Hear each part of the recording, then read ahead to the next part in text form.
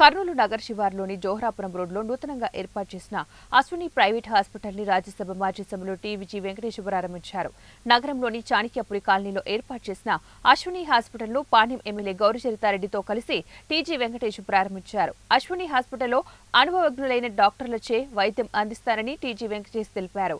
అధునాతమైన వైద్య సదుపాయాలతో ఏర్పాటు చేసిన అశ్విని హాస్పిటల్లో కర్నూలు వాసులు వారి ఆరోగ్య సమస్యలను పరిష్కరించుకోవాలని ముఖ్య అతిథులు కోరారు.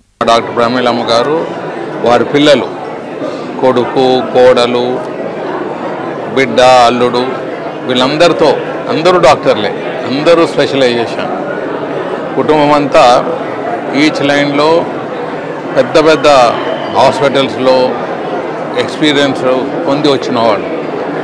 వీళ్ళు ఇక్కడ మన కర్నూలులో ఒక కార్పొరేట్ హాస్పిటల్ ఇనాగ్రేట్ చేయించేదానికి మమ్మల్ని పిలవటం, మరి హాస్పిటల్ చూసిన తర్వాత చాలా సంతోషమైంది.